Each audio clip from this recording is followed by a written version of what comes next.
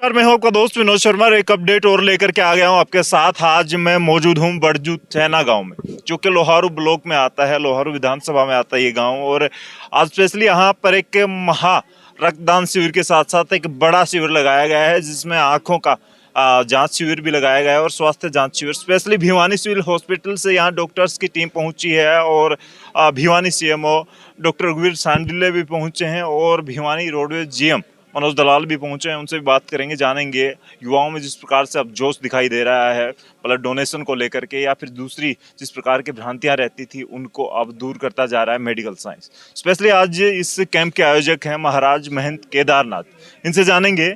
और खुद blood donate कर रहे हैं, ये बड़ी बात है। कई बार आयोजक नंबर बनाने के चक्कर में, राजनीति करने के चक्कर में बहुत लोग राजनीति करते हैं, लेकिन साधु समाज जब समाज को जागृत करने के लिए कोशिश करता है तो सबसे आगे लाइन में या तो फौजी मिलते हैं या फिर साधु मिलते हैं। आप देख सकते हैं मेरे साथ महाराज मौजूद हैं। आप आए, एक बार कैमरे पर, स्क्रीन पर दिखाएंगे महाराज जी।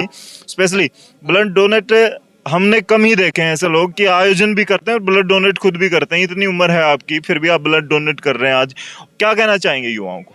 रक्तदान वह बात महादान है जी, जिससे आदमी का जीव बचना चाहिए।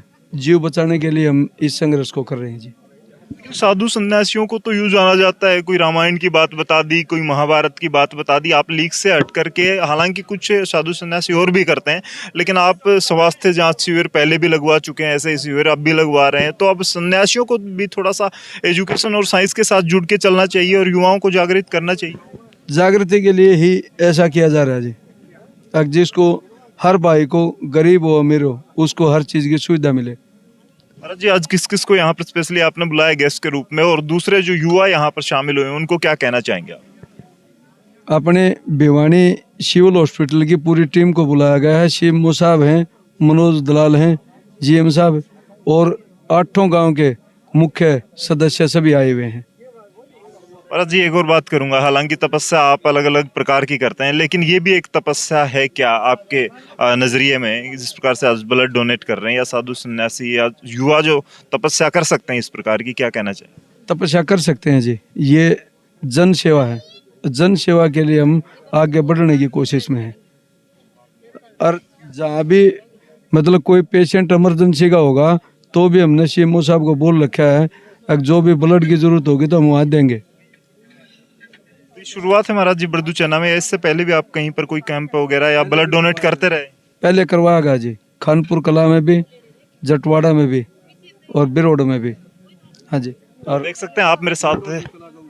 चलिए महाराज जी की जो यहाँ पर संख्या है और जो काउंटिंग है वो चल ही रही है, क्योंकि अब तक अपनी ज़िंदगी में साधु सन्यासियों के जो काम होते हैं उसके साथ साथ एक समाज के, आम आदमी के जो काम होते हैं वो भी महाराज महंत केदारनाथ ये काम करते आ रहे हैं युवाओं को जागृत करने के लिए। और स्पेशली समाज को जो नीड होती है, ब्लड डोनेशन की बात कर लें, स्वास्थ्य लोगों को कैसे सही। मैं ऐसे पढ़े लिखे महंत और साधु सन्यासियों से आपको मिलवा रहा हूँ जो कहीं ना कहीं दूसरे किस्से या फिर ज्ञान तो देते ही रहते हैं। आज के दिन जैसे ब्लड दे रहे थे थोड़ी देर पहले, और पढ़े लिखे साधु सन्यासी अब समाज में जिस प्रकार की जागृति, जिस प्रकार की सोच पैदा करना चाहते हैं, स्पेशली मेरे साथ हमेशा जुड़े रहते हैं। कई बार चर्चा करता हूँ, हर मुद्दे पर ये बोलते हैं हमेशा। महंत केशवनाथ जी ढाणा जोगी आश्रम से हैं मेरे साथ, इनसे जानेंगे। महाराज जी, अब स्पेशली इस प्रकार साधु सन्यासी अब आगे आने वाले लगे हैं। ब्लड डोनेशन चल रहा है, कोरोना जाँच शिविर चल रहा है, स्वास्थ्य जाँच का चल रहा है, आंखों की चेकअप चल रहा है। यहाँ पर धार्मिक आयोजन के साथ साथ, वैज्ञानिक अनुष्ठान के साथ साथ पब्लिक सेवा भी बहुत ज़रूरी है। और साधु अगर आगे होकर के नहीं, समय समय पर ब्लड डोनेशन है, आँखें के कैंप हैं, और भी कोई धार्मिक आयोजन करते रहेंगे, उस तो पब्लिक पर प्रभाव पड़ता है और उसमें पब्लिक सक्रिय रहती है। मैं आपको बड़दू चैना शिविर की तस्वीरें दिखा रहा हूं। यहाँ पर युवाओं का जोश तो आपको दिख ही रहा होगा। साधु सन्यासी भी आज ब्लड डोनेशन कैंप में बढ़ चढ़ के भाग ले रहे हैं। और आज का साधु सन्यासी भी पढ़ा लिखा हो चुका है, साइंस को समझने लगा है। और जी आज स्पेशल ब्लड डोनेट कर रहे थे जिन्होंने ये कैंप का आयोजन करवाया। स्पेशली क्या कहेंगे सर, आप तो डॉक्टर हैं और स्पेशली इस प्रकार से हर समाज का, हर नागरिक समाज के हिस्से काम कर रहा है, समाज की जिम्मेदारियां निभा रहा है, स्पेशली ये कैंप लगाया गया है, क्या कहेंगे? सबसे पहले तो मैं ये ग्रामीणों को और साधु संतों को धन्यवाद देता हूं। और हमारे जो हेल्थ की जो टीम आई हुई है, डॉक्टर मनीष हैं, डॉक्टर हेमंत हैं, डॉक्टर रमेश लांबा हैं, डॉक्टर वेदपाल हैं, ये मरीजों की जांच करेंगे और जो सुविधा डिस्ट्रिक्ट लेवल पे मिलती थी, आज हम वो सुविधाएं आज हम दे रहे हैं। इसमें कोविड वैक्सीनेशन की भी टेस्टिंग की सुविधा है, ब्लड डोनेशन भी किया जा रहा है, आँख की सुविधा भी दी जा रही है, हड्डी रोग विशेषज्ञ भी हैं, जनरल सर्जरी के भी हैं, आई के भी हैं। तो ऐसी जन चेतना के तहत जो कैंप लगाए जा रहे हैं, इस मानव कल्याण के लिए आगे भी लगते रहेंगे। डॉक्टर साहब, बात करेंगे ओमिक्रॉन को लेकर काफ़ी चर्चाएं हैं। मैं कल डीसी साहब से बात कर रहा था परसों, तो वो भी काफ़ी चिंताजनक दिखे और लोगों को कहीं ना कहीं जागरूकता की ज़रूरत है मास्क को लेकर के, या जो भी सैनिटाइजेशन या दूसरी मुद्दे पर चर्चाएं कर रहे थे डीसी साहब भिवानी। तो आप क्या कहना चाहेंगे, किस प्रकार से लोगों को इसको लेकर के जागरूक रहना चाहिए, और इंग्लैंड जैसे देशों में अब दोबारा से ये लहरानी स्टार्ट हो गई, उसके बारे में क्या कहेंगे? ये आपने बहुत ही अच्छा प्रश्न किया है, और हमें पहली और दूसरी लहर से सीख लेनी चाहिए। दूसरी लहर में काफ़ी मरीजों का हम लोग खो चुके हैं, और एक समय ऐसा आया था कि काफ़ी सुविधा होने के बावजूद भी एग्जॉस्ट हो गई थी। हम चाहते हैं कि वो स्थिति तीसरी लहर के रूप में ना आए। वो जब भी संभव है, जब भी सभी लोग इसके लिए प्रयास करें, और प्रयास सिर्फ 3 बातों में ध्यान रखकर हम किया जा सकता है। हम अपनी पहली और दूसरी डोज वैक्सीनेशन की पूरी करवाएं, मास्क पहने, सोशल डिस्टेंस करें। अगर ये 3 बातें ध्यान रखते हैं तो तीसरी लहर नहीं आएगी। अगर ये 3 बातों में हम लापरवाही बरतते हैं तो तीसरी लहर आकर के जो हमारी जो रिसोर्सेज है वो भी कम पड़ सकते हैं। हमारी तैयारी पूरी है, लेकिन हमने लापरवाही नहीं बरतनी चाहिए और उसका डटकर सामना करना चाहिए। हर एक आदमी का सहयोग की ज़रूरत है। सब कुछ लोगों के दिमाग में ये भी चल रहा है कि मैंने तो दोनों डोज ले ली, तो अब मुझे क्या ज़रूरत है सुरक्षा की, या हिदायतें जो दी जा रही हैं, जो इंस्ट्रक्शन दिए गए हैं उसके खिलाफ भी जा रहे हैं। कुछ लोग समझ रहे हैं कि मास्क नहीं लगाना चाहिए, अब जब दोनों डोज ले ही लिए तो मैं तो अब तो अमर हो गया हूँ। नहीं, दोनों डोज अमरता नहीं प्रदान करती।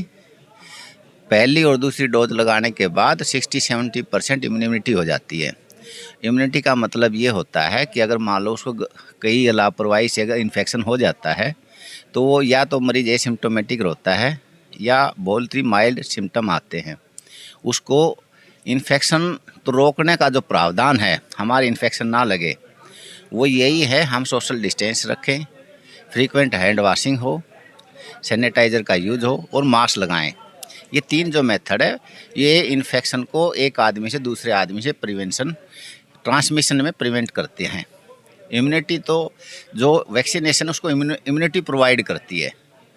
तो जो आदमी ये गलत धारण किया हुआ है कि हमें दोनों डोज ले करके हम इसमें अच्छी बात है दोनों डोज ले ली, लेकिन उन्होंने ये 3 बातों को बहुत ध्यान से रखना चाहिए। मास्क लगाना चाहिए, सोशल डिस्टेंस रखनी चाहिए और हैंड वॉशिंग और सैनिटाइज़र का प्रयोग करना चाहिए। तभी हम 1 या 2 महीने की बात है, अगर हम 1.5 महीने या 2 महीने तक इसकी 3 बातों का ध्यान रखेंगे तो हमारा ये जो पीरियड है क्रिटिकल, इससे हम 3rd लहर से बच सकते हैं।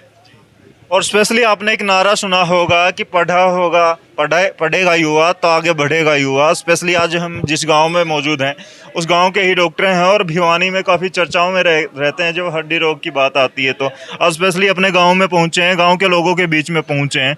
क्या कहना चाहेंगे इस गांव का जो प्रयास है, और खुद आप आगे बढ़ के आज गाँव में ही सेवा दे रहे हैं, गाँव के लोगों के बीच में इनकी जाँच करेंगे, कैसा फील कर रहे हैं? सबसे पहले तो मैं मेरे गांव के जो बड़े बुज़ुर्ग हैं उनको नमस्कार प्रणाम करता हूं। और ये जो है सब मिलके आज एक ये सामाजिक कार्य जो है ब्लड डोनेशन का कैंप लगाया, ये बहुत ही अच्छा काम किया। और इसके लिए जो है मेरे को ये कहा कि डॉक्टर साहब आप इस गांव से निकले हो, यहाँ आके हड्डी के मरीजों को देखना और मेरे साथ में जो टीम है उसको लेके आना। और मैं धन्यवाद करता हूँ मेरे साथ की डॉक्टर हैं उनका भी, जो मेरे एक इशारे पे यहाँ मेरे गांव में जो है मरीजों की सेवा करने के लिए आ गए। और दूसरा मैं धन्यवाद देता हूँ डॉक्टर रघुवीर सिंह सिविल सर्जन भिवानी को, जिनको मैंने सिर्फ एक बार फ़ोन किया था कि डॉक्टर साहब मेरे गांव में जो है एक ब्लड कैंप है, स्वास्थ्य कैंप है, तो आप एक बार आने का टेस्ट करें। तो उन्होंने 1 सेकंड में हाँ कर दी। उसके लिए मैं इनका बहुत बहुत धन्यवाद करता हूँ। डॉक्टर साहब एक सवाल और ले लेता हूँ आपसे, हालांकि आप भी बड़े बिजी हैं, आपका शेड्यूल बड़ा बिजी है, स्पेशली मरीज भी आप दिखा दें एक बार। काफ़ी मरीज यहाँ इस कैंप में पहुँच चुके हैं और डॉक्टर्स का इंतजार कर रहे हैं। लास्ट सवाल, कुछ गांव के लोग होते हैं वो आलस कर जाते हैं या फिर उनमें ऐसी बातें आ जाती हैं कि यार मैं सिविल हॉस्पिटल भिवानी नहीं जा सकता या बड़े हॉस्पिटल नहीं जा सकता, तो ग्रामीण स्तर पर जो ये ग्राम लेवल पर जो ये शिविर जाँच लगाए जाने चाहिए क्या, और कैसे लगा सकते हैं गाँव के लोग? क्योंकि कई हॉस्पिटल प्राइवेट ऐसे हैं शायद अपने प्रमोशनल इवेंट के लिए वो गांव-गांव पहुंच रहे हैं, तो क्या सिविल हॉस्पिटल या सरकारी डॉक्टर्स की टीम को भी पहुंचना चाहिए? इस प्रकार शिविर कैसे लगा सकते हैं लोग? आपसे कैसे कांटेक्ट कर सकते हैं? ये आपने अच्छा प्रश्न किया है कि सरकार का ये लक्ष्य है कि हर सुविधा गांव लेवल तक पहुंचे, और इसके लिए गांव लेवल पर पहुंचने के लिए हमने सब सेंटर बना रखे हैं, पीएचसी सीएचसी बनी हुई है। और आपको आपके माध्यम से मैं एक और सूचना देना चाहता हूं, हमारे पास 4 मोबाइल मेडिकल यूनिट बनी है जिसमें हर सुविधा है, डॉक्टर की सुविधा है, एक्सरे की सुविधा है, ईसीजी जितनी भी जांच की सुविधा है, और उसमें हर तरह की जो एक सीएचसी लेवल पर होती है वो एक बस के द्वारा उसमें यूनिट बनी हुई है। वो हम 4 बस स्टार्ट करने जा रहे हैं, जिसको आने वाले टाइम पर महीना 20 दिन में हर गांव तक वो पहुंचेगी। जो ढाणियाँ हैं, भट्ठे हैं, जहां पर लोगों में आने जाने में दिक्कत है, तो उनके लिए हम उसका प्रयोग करेंगे।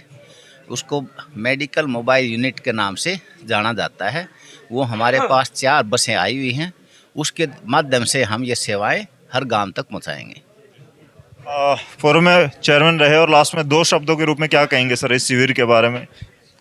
देखिए, ये बहुत ही खुशी की बात है कि सीएमओ साहब के नेतृत्व में भिवानी से पूरी टीम यहाँ मरीजों की जांच करने के लिए पहुंची है। ये बाबा केदारनाथ के आशीर्वाद से ये यहाँ कैंप लग गया है, और पहले भी एक ब्लड कैंप और एक मेडिकल कैंप पहले भी लगवा चुके हैं। और आज जितना भी लोगों में जितने भी मरीज हैं, डॉक्टर्स की टीम पूरे ढंग से उनको सबको चेक कर रही है।